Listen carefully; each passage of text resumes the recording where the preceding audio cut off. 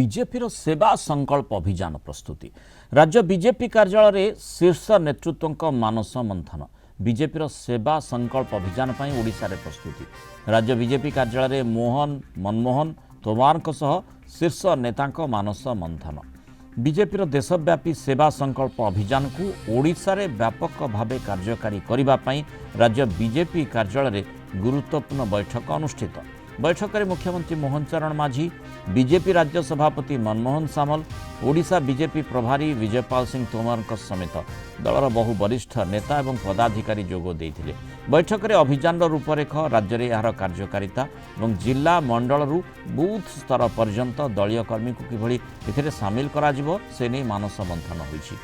प्रधानमंत्री नरेंद्र मोदी सरकार मुख्य भावे 25 वर्षर यात्रा अवसर में बीजेपी देशव्यापी मासे धरी सेवा संकल्प अभियान करने को जाउछि।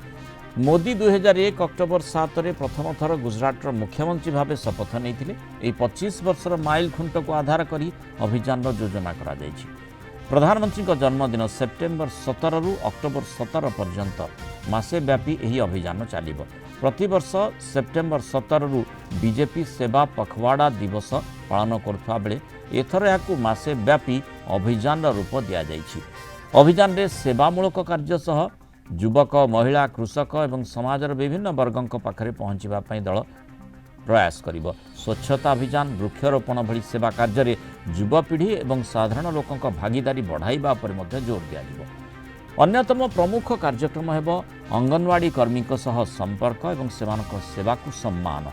देशर 14 लाख रु अधिक अंगनवाड़ी केन्द्र में पहुंची कर्मी को सम्मानित करा जिवो। सेवा सेतु अभियान जरिया योग्य हिताधिकारी को विभिन्न सरकारी जनकल्याण योजना सह जोड़िबा उपरे गुरुत्वारोप करा जिवो। ब्लॉक स्तर में 15 दिन धरी शिविर आयोजन करी आयुष्मान भारत और पीएम किसान सम्मान निधि भली योजनारू जेपरी कौनसी योग्य व्यक्ति वंचित न हुअंती सेथिपाई सहायता करिवार योजना रही।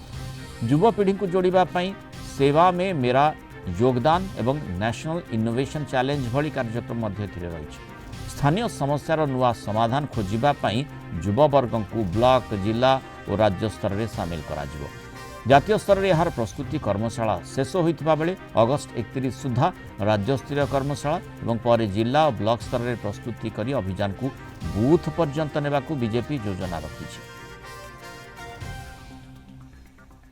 विकसित भारतर संकल्प नेबा एवं यशस्वी प्रधानमंत्री को जो लोकाभिमुखी कार्यक्रम रही सेवा सुशासन रही सेपुरे समस्ते एक दीप जाड़ी स्वागत करिवे एवं 2036 मसीहा विकसित ओडिशा एवं 2047 मसीहा यशस्वी प्रधानमंत्री विकसित भारत गठन करने जो स्वप्न देखिचंती से स्वप्नर एक यात्रा माध्यम रे एक संकल्प नियाजिवो आर मध्य एक ज्योति यात्रा हेबो। नव सृजन जहाँ जहाँ समाज रे निज अंचल समस्या अच्छी तार समाधान दे पारुथुवा नुआ आइडिया को उपयुक्त प्लेटफॉर्म रे प्लेस करिवा एवं जो थे ब्लड डोनेशन ठू नहीं कि वृक्षरोपण पर्यंत नुआ मतदाता मानकर पंजीकरण करने ठू नहीं कि सामाजिक जागरण विभिन्न बिंदु जो थे निशा निवारण ठू नहीं कि अनेक काम जहाँ आम अतीत कर से काम को आगू नवा।